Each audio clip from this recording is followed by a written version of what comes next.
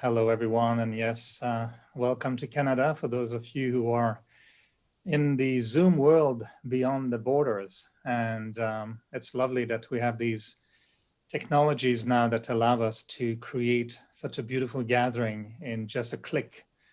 And we have an expression in our spiritual philosophy saying that if we want to achieve something, we can do it in a second.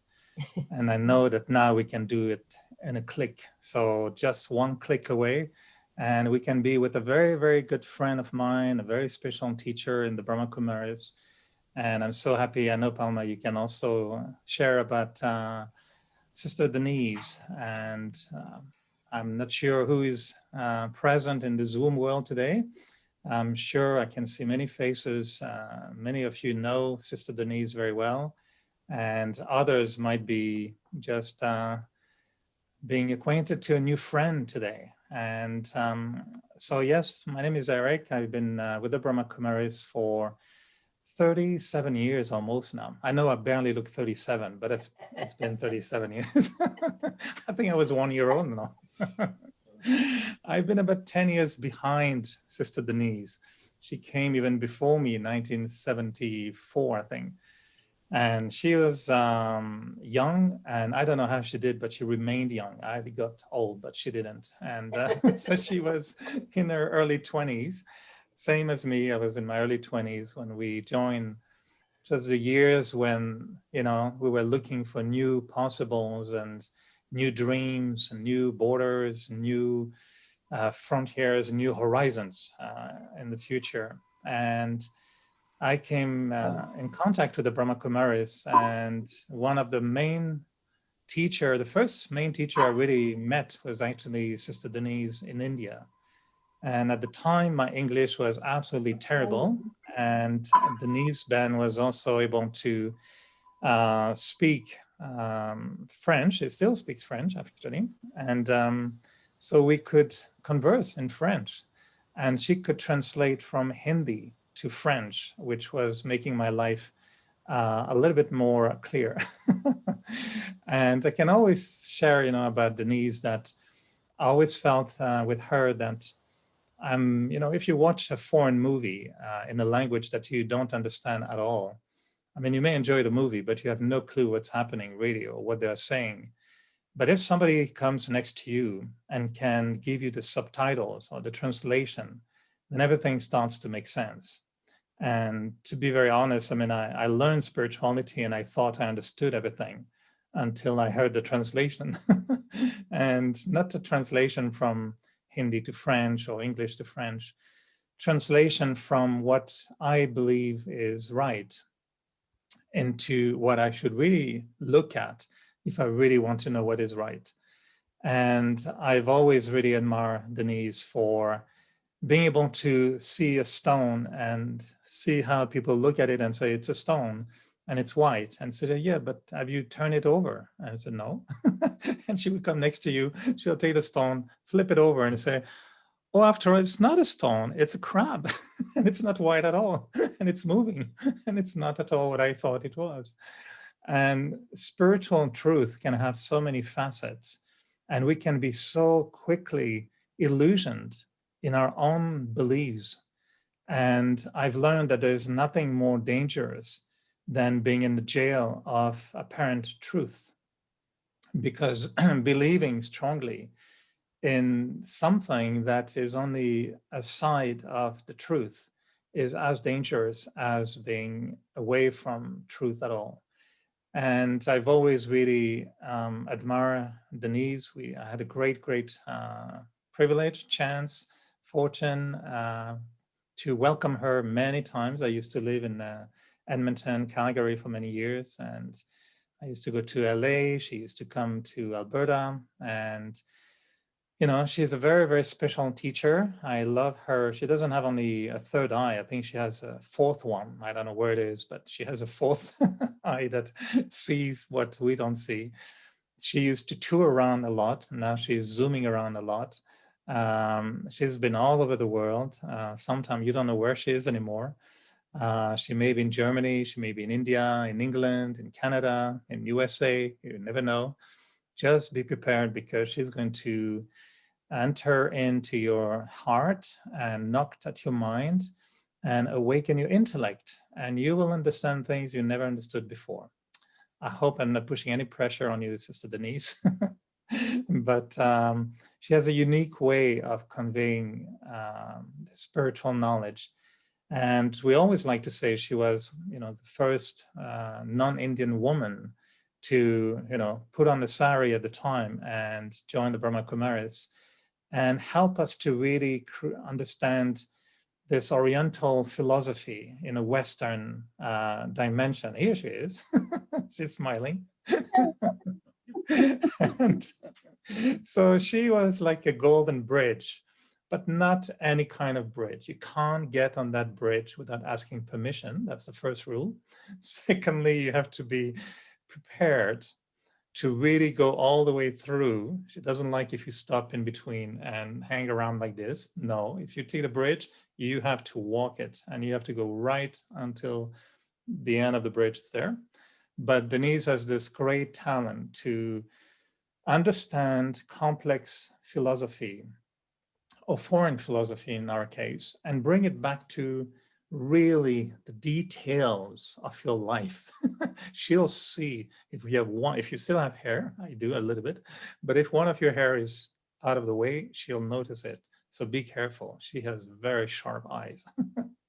So I've always liked, when you bring to us, Denise, clear understanding. Oh, you have a, no, you see, it's me, it's Eric. Hi. It's nice. This is multiplying your vision. But yeah, when we understand, how to think, it's a great thing, but how to apply it. This is the trick sometimes, that we understand big ideas, but we don't know what to do with it. So I could go on and on and on. And I can actually give a whole lecture on Denise. But I think now you will want me to say goodbye and let Denise talk. Palma, you may want to add something, but yeah, I can talk all day about Denise. She's one of my best, greatest friend, eternal friend, I would say. And I know we like that word sister, because it's a good way to relate to someone. A friend is beautiful, but a sister is the one that you feel very, very close to you forever. Friends, you may lose them. Your sister, you never lose your sister. You should not lose your sister, actually. And if you lose your sister never loses you. That's the main thing. So she's very, very caring about her brothers, and I feel privileged to be your brother, Denise. So welcome to Canada. I know we were supposed to bring you on a plane, but the plane is now a screen. So welcome on the screen. And we're very, very happy to have you in Vancouver, Canada, and the world. So very, very, very, very warm welcome. And you know the Canadian ground, the family, and you are in a very, very, very friendly territory here. So welcome, very, very, very special welcome. Thank you. Thank you, Eric. So nice. You are always in my heart. Here we are. So we are all having to look after ourselves. So spirituality is actually a journey that you travel by yourself. It's an inner journey. And so let's think a little bit about what the spiritual journey is when you are on your own. You're part of a gathering of people in spiritual practice, or you're doing your spiritual practice on your own, or whichever it is, in whatever background you have.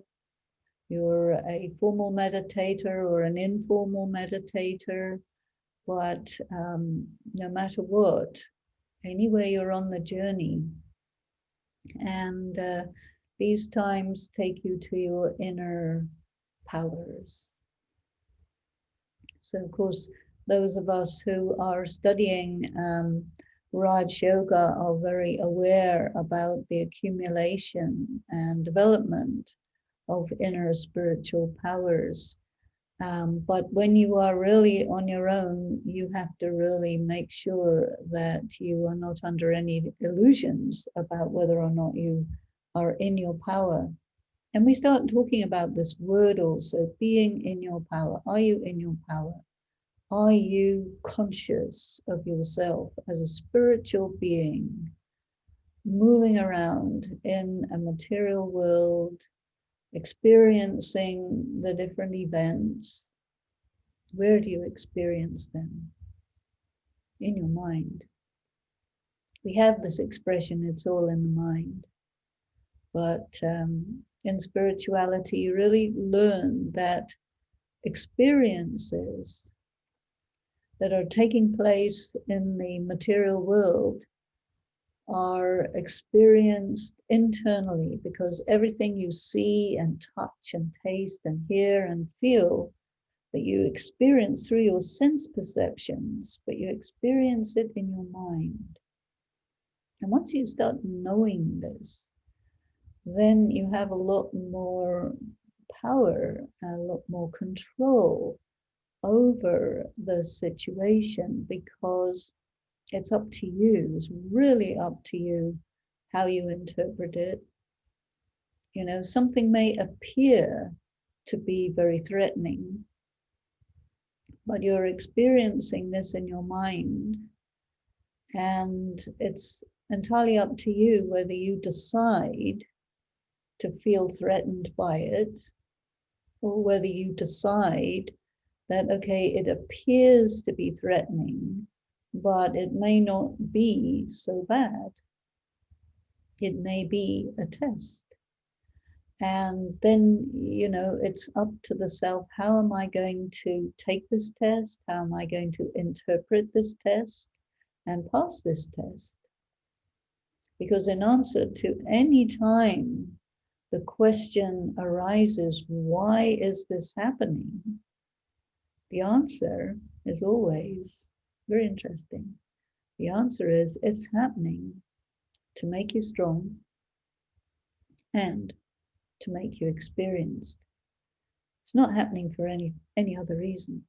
And so remember this, because whatever is happening, you have absolutely the option to take it in this way. It's a very, very positive way to take it. It's very important, I think, in spirituality to be aware of the divine presence, divine being who is there as the teacher, as the guide, as the force, the source, the power that we have access to. And meditation means simply this, to walk with the divine and to draw spiritual power into the self, so that you are in your power and that you respond to all manner of situations in an appropriate way from a spiritual standpoint. And you move through each event and come out wiser, deeper, stronger.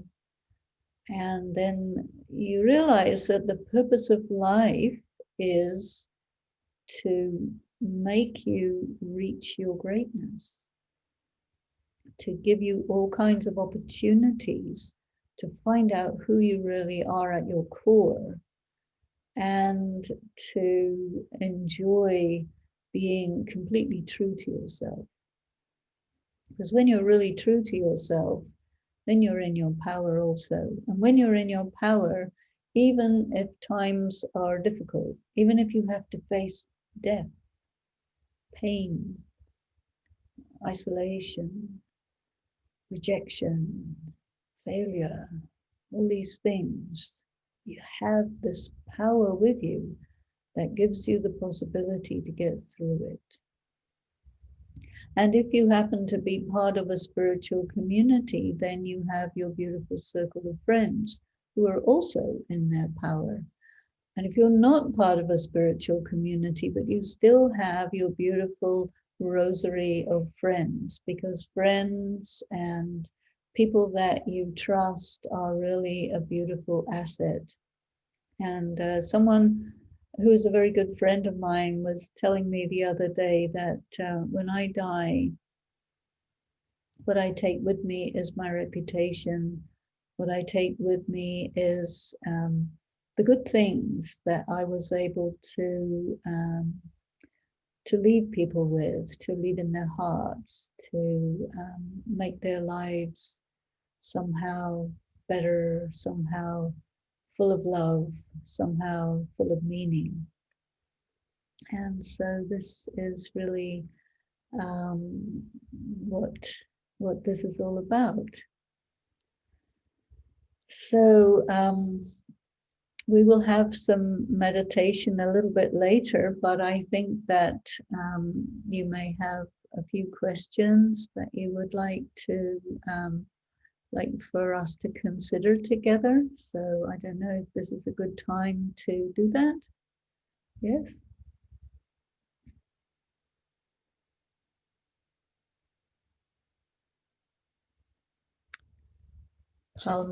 Yeah. Yes.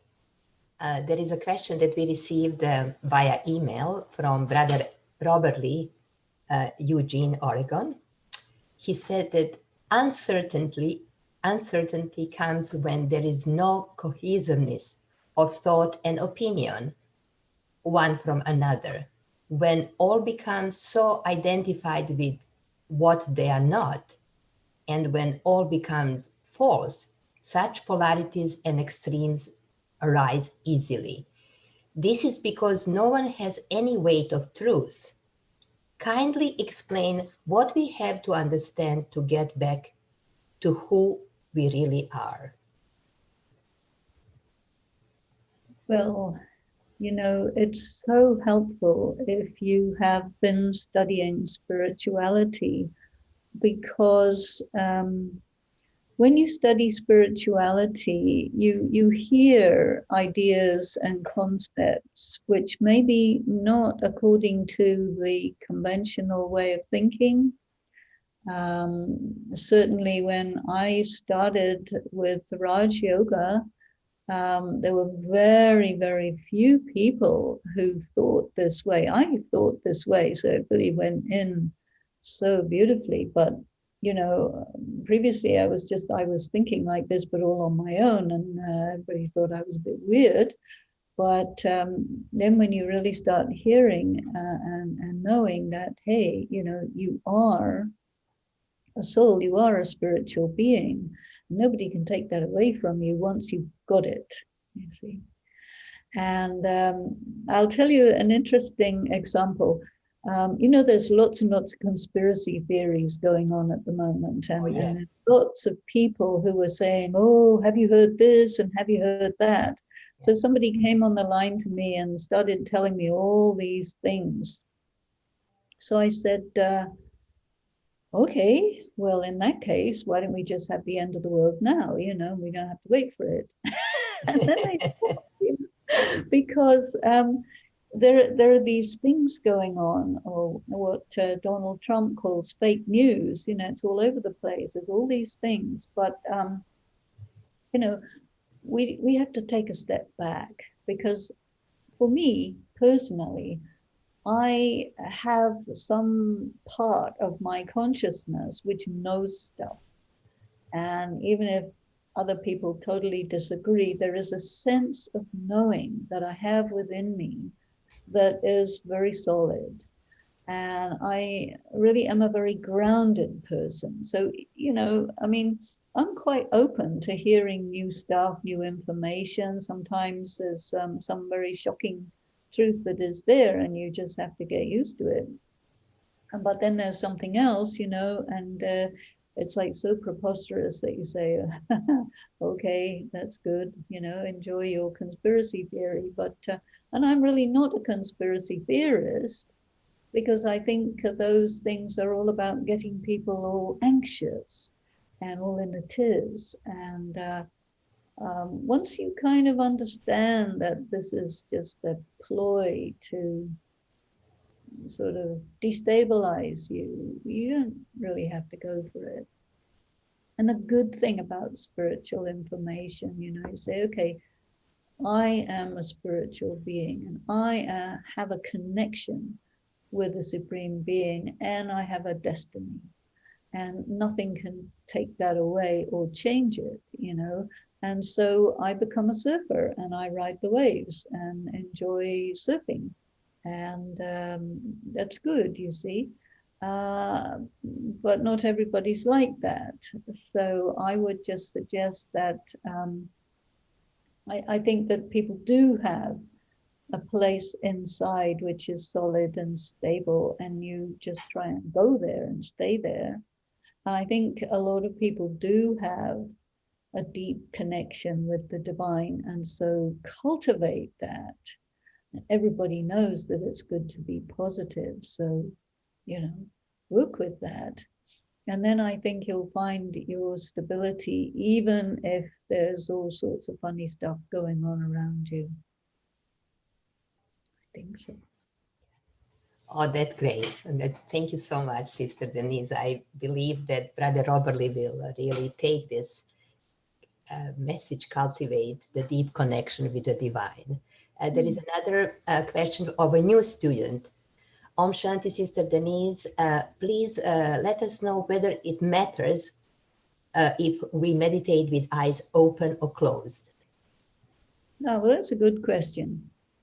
Most people, you know, a lot of people, they come into spirituality from a religious background. And people with a religious background, generally speaking, they meditate or they pray with closed eyes. So a lot of people, they say, well, we can meditate with closed eyes anyway. But I experimented with this and I found that the open eye system has a number of advantages which you may want to take advantage of.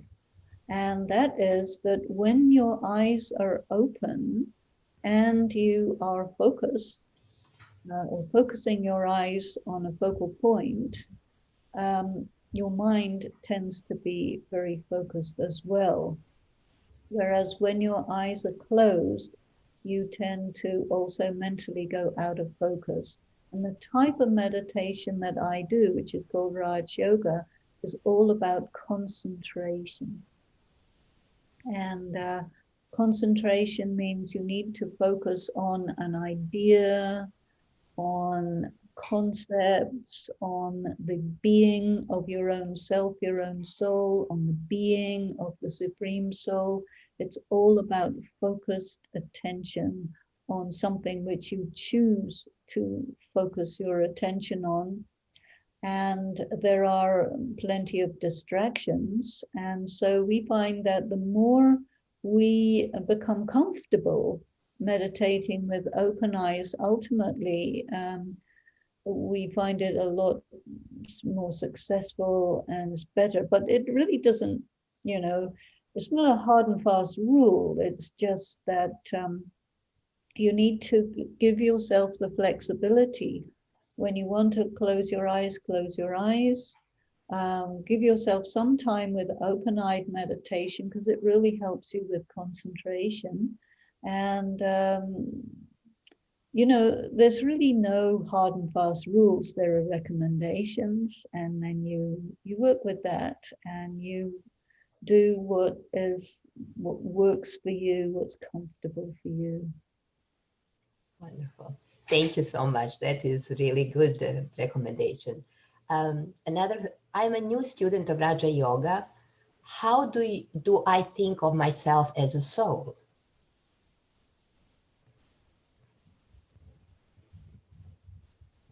Well, how do you think of yourself as a soul? How do you think of yourself as a body? You know, that's an equally good question. You know, why do you think of yourself as a body? Because when you look in the mirror, you see it.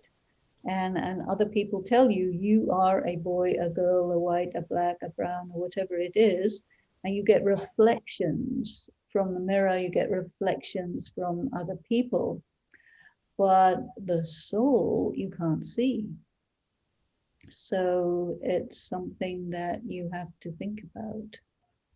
So when you say, how do I think of myself as a soul?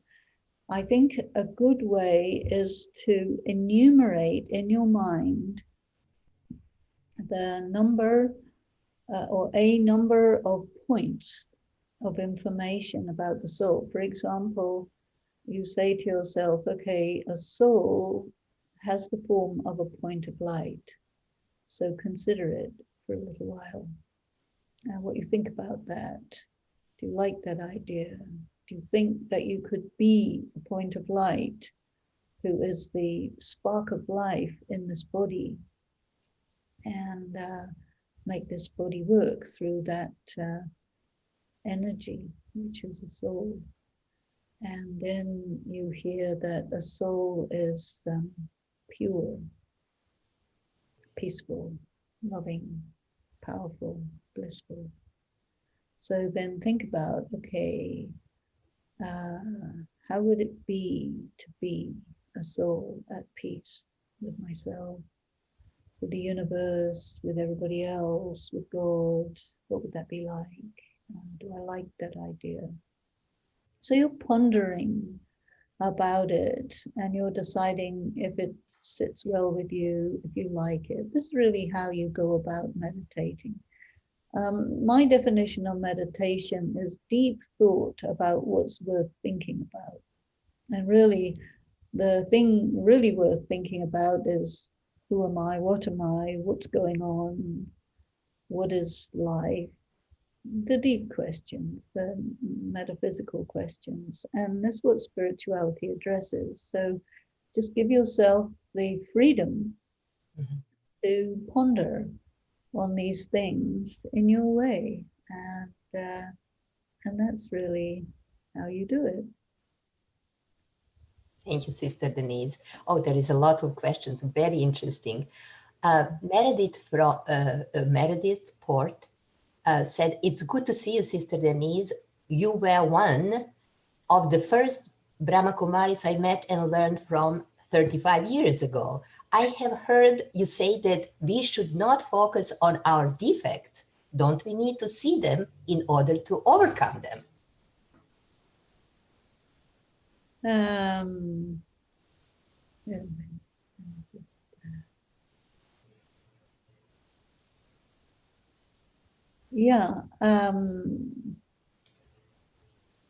It really depends on the individual. You know, the mind is such a thing that if you say, I'll give you an experiment, if you say to yourself or anybody else, do not think about a green apple, what comes in your mind? Green apple.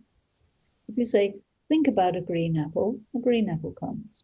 So it's the same thing. So that means that the mind doesn't know the difference between yes and no.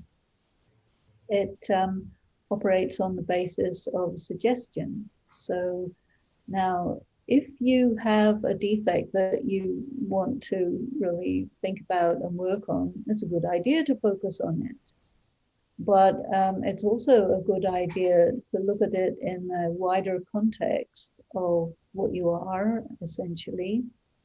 And it's also good to take a look at what the origin of this so-called defect is, because a lot of these so-called defects are reactions to trauma, survival methods. And so sometimes you need to do some psychological work to get through some of the psychological issues before you can get on with your spiritual work. And this is very normal. And the word psyche is also a word in Greek for the soul anyway. But in this day and age, you have the medical angle of psychology and psychiatry, which all use this word psyche. And then you have spirit, which is just another language for the same word. The psyche, the soul, the spirit, the being. These are all different words for the same thing. But in the medical context, you look at it in one way, and in the religious context, you look at the same thing in a different way. And if you focus on the negative to the point where you start to become negative, then that's a waste of time. And so I'm dead against morality, and it's because morality is always about finding fault, and you shouldn't do this, and you can't do that, and do not kill, do not do this, do not do the other. And you really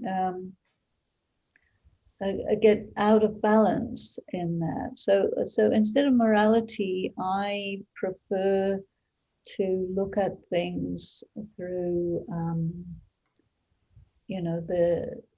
the reality. The reality is that I am pure, peaceful, powerful, loveful, blissful. And there are things that happened in my life or some previous lives where I got corrupted. And you get corrupted when bad things happen to you. And I think one of the worst kinds of sins is taking sorrow. And this is something that is taught to us in Brahma Kumaris: don't take sorrow. We know, do not do a sin of commission, do not do a sin of omission, but nobody ever learns about how to not take sorrow.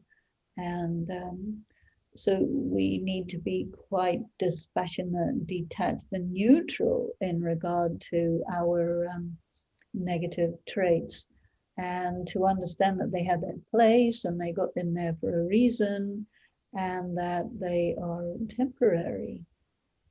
And also, the pure self that we are is emerging, and the old self with all of its attributes of inappropriateness or whatever, it's falling away, So I think that practicing to not take sorrow, not feel guilty, a lot of people think, oh, how many weeks should I feel guilty for? 1 second is quite enough, because no, really, if you do something wrong, your conscience will say, hey, that wasn't okay. Okay, got it, got the message. You don't need to feel any more guilty than that. You just stop doing that and do something different. And that's more healthy, But, too much mea culpa, mea massima culpa, we don't need that anymore. We did that. That was great. Don't dwell on your weakness. Brother Eric, how do you stay stable when the instability comes from your own self? Can the self stabilize itself when it is the self that causes instability? Well, when the self is causing instability, it's because the self is moved off your seat of self-respect or your seat of self-honor. It's because you have come under the influence of a situation, a memory, etc. And you can bring yourself back whenever you want to. Some people struggle with this because the power of what distracts you away from your spiritual stability is big. But over time, you see, you need these destabilizing things from the inside in order to get practice to stabilize yourself.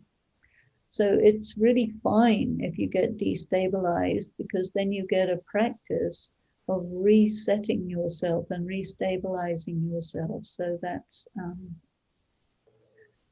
the way to do it. And never worry about failure or anything like that, because everything is a rehearsal for everything else. And it's all about acquiring competency. So if you never fail at anything, I don't think you'll get very far. You need something to strive against.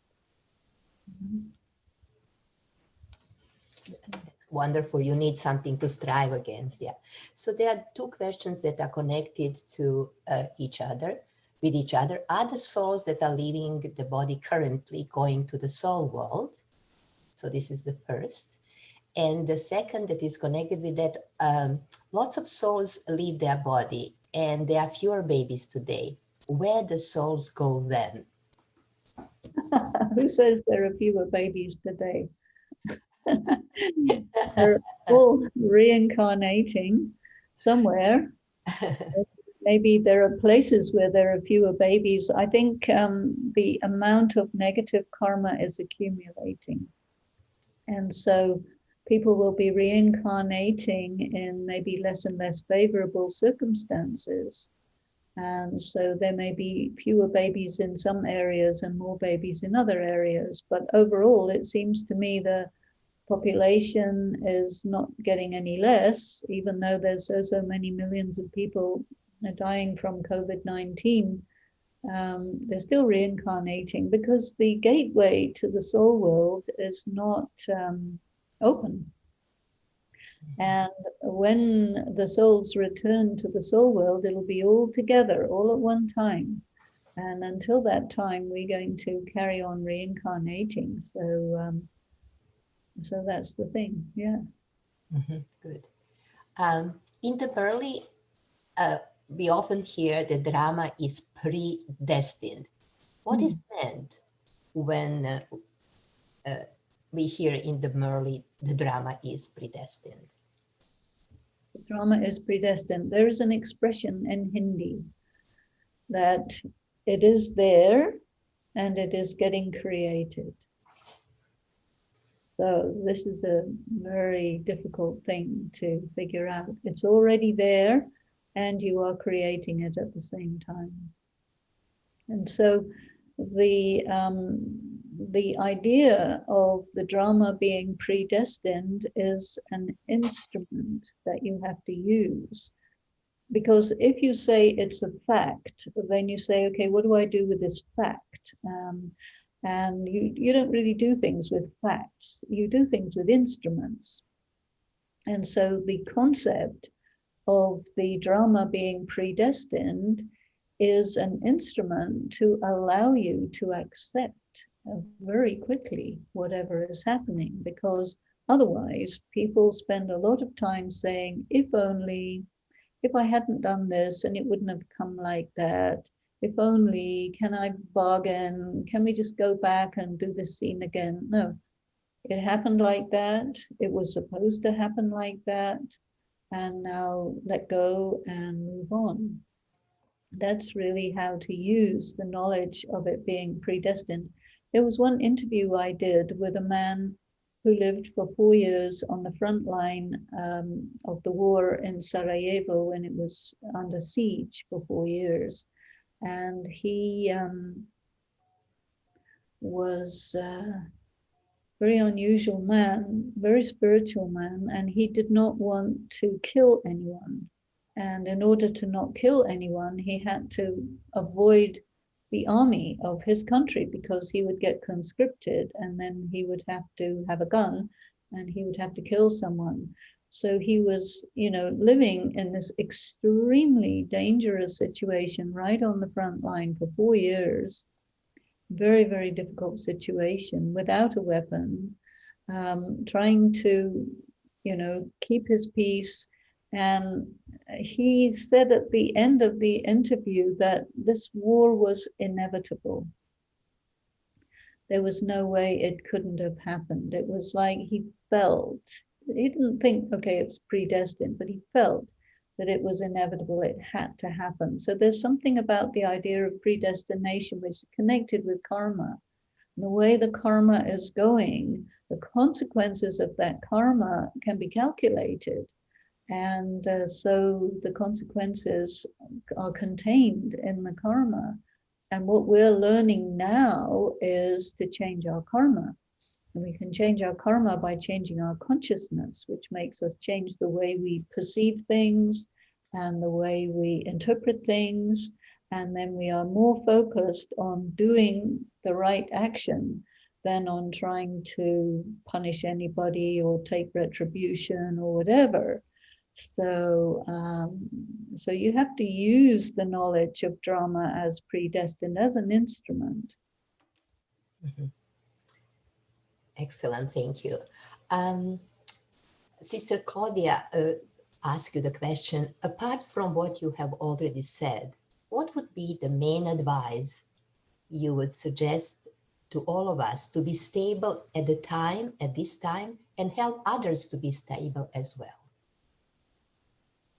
Well, I think that to use the knowledge of the drama as a predestined thing is useful in this, because you can say, well, you know, in our spiritual teachings, many things have been told in advance. It's been told in advance there will be natural calamities. There are. It's been told in advance there will be civil disturbances. There are. It's been told there will be diseases, very severe diseases, very widespread. It is there. And so we know. And it's also been told to us that all this will pass. We will get through this. We will come through, we will come out the other side, and the world will be a better place.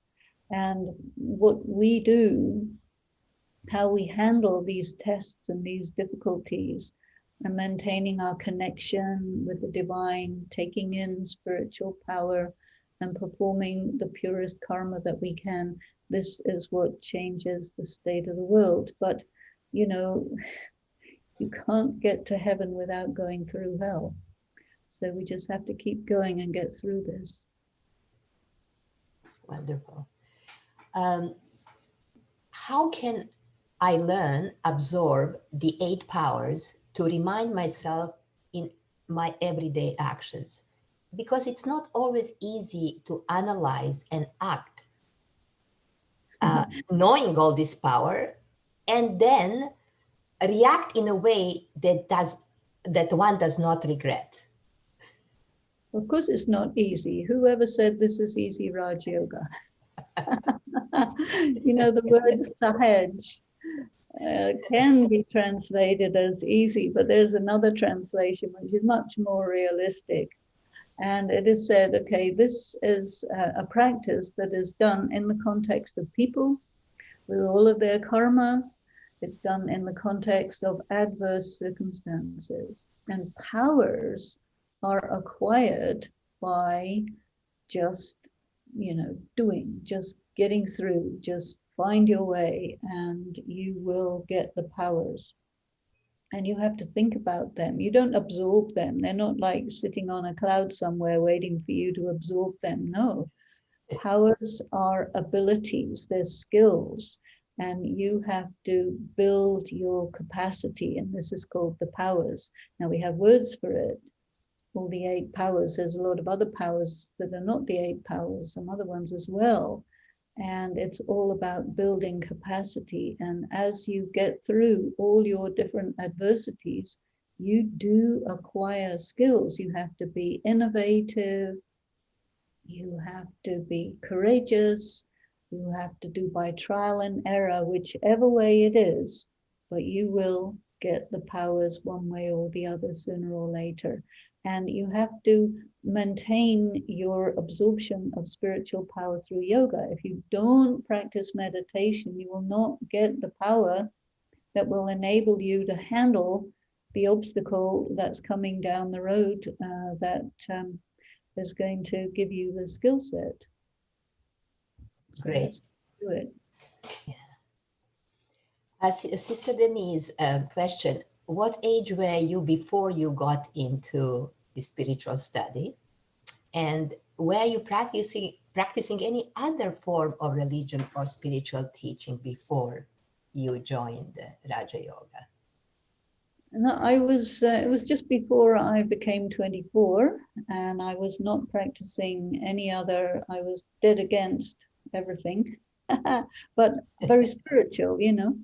And I was definitely investigating the deeper questions of life. I was reading, but I was not at all interested in religions, new ones, old ones, anything, because that's not my cup of tea. I'm actually not a religious person at all.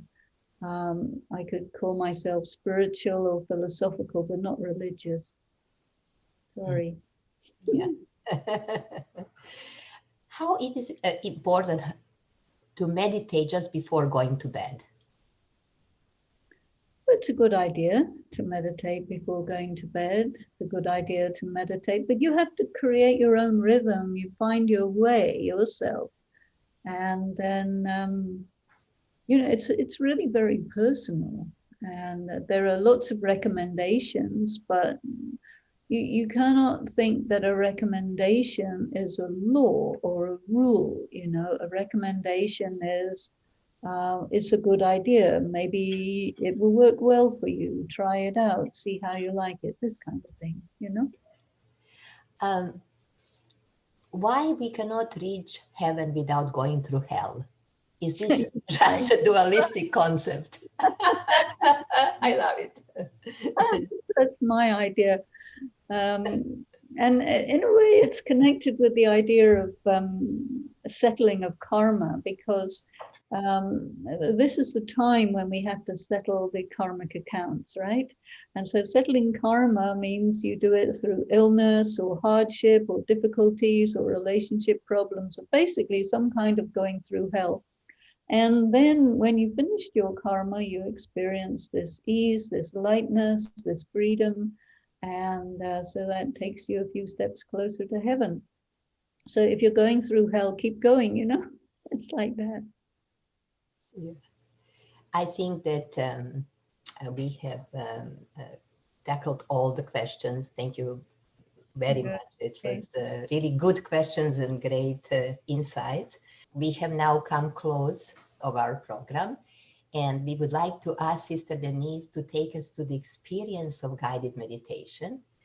And when meditation is over, a song will be played, while Sister Denise will be sharing drishti with us. And drishti means a gentle, loving gaze that takes us beyond. So, Sister Denise, thank you once again for this beautiful program and insights. And what I am taking from you is that the purpose of life is to make us reach our greatness and makes us whole.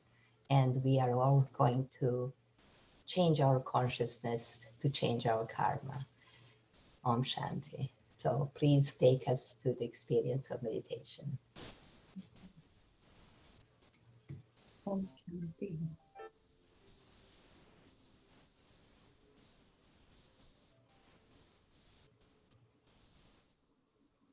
Turn your attention within.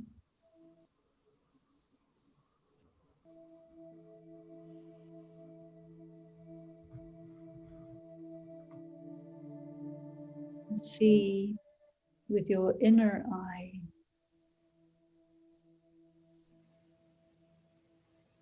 what cannot be seen with your two eyes.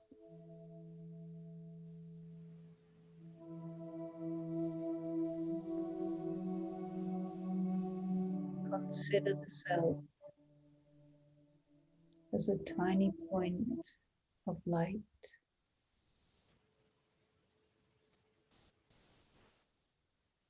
Pure light.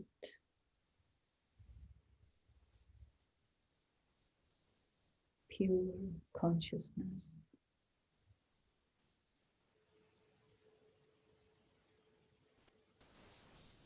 Let yourself sink into that feeling.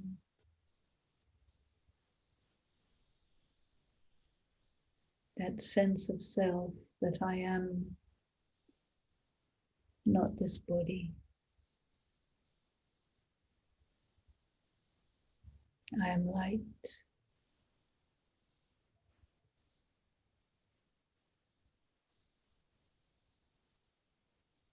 I am in my power.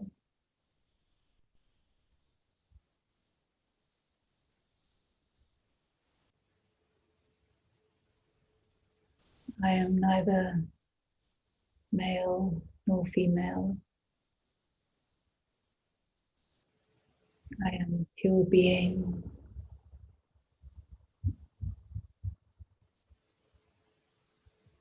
I am beyond race and culture.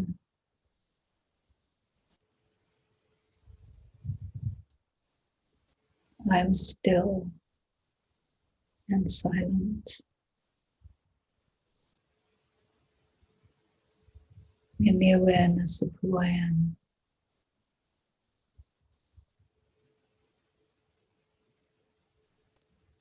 I step aside from this world of the drama.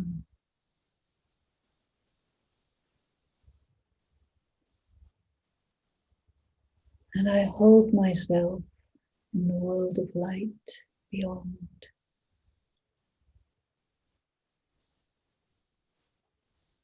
The world that is the home of souls.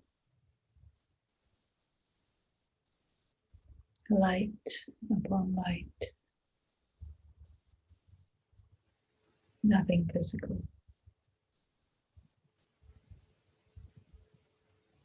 And in that light, I perceive the One, the Supreme Being, the Divine.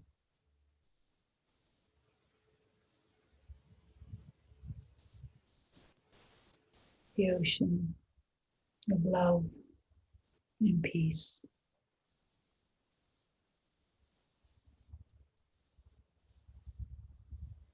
The One who knows me deeply. I am drawn to that light. It is just that light and I, the light, coming together.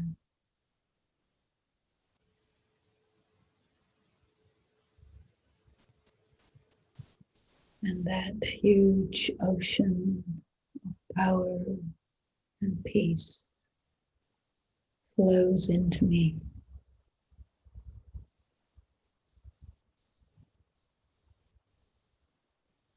I become filled.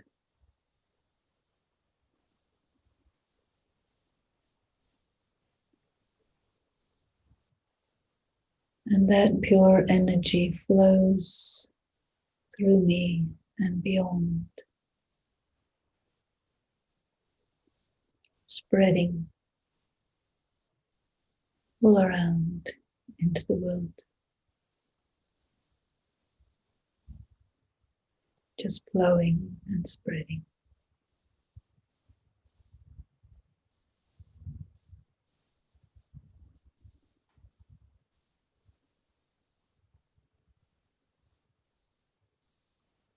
Gently, I come to a quiet place and continue with this meditative feeling as we listen to the song. Om Shanti.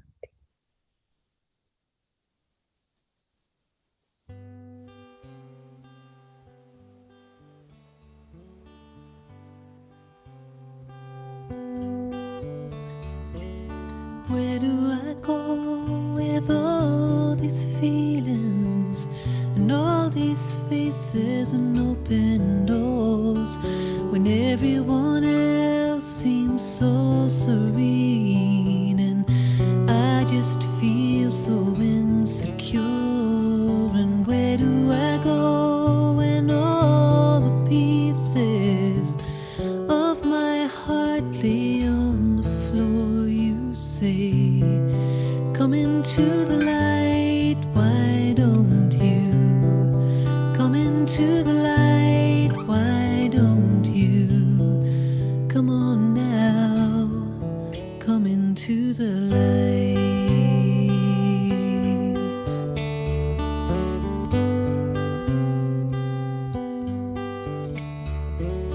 Where do I go with all these memories and all these bags filled up with shame? And how should I feel when you call me an angel and dress me in a crown of gold? And what should I do when tears of sorrow just won't stay inside these eyes? You say, come into the light, why don't you? Come into the light, why don't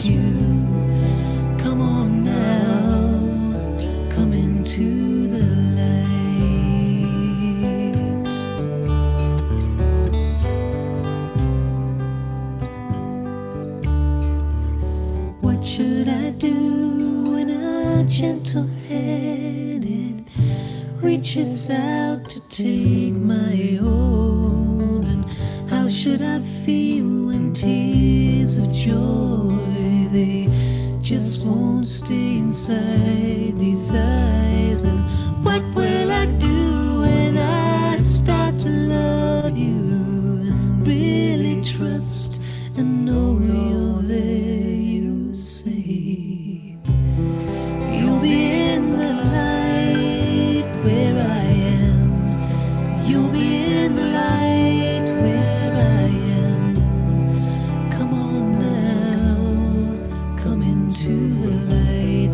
You'll be in the light where I am. You'll be in the light where I am. Come on now, come into the light.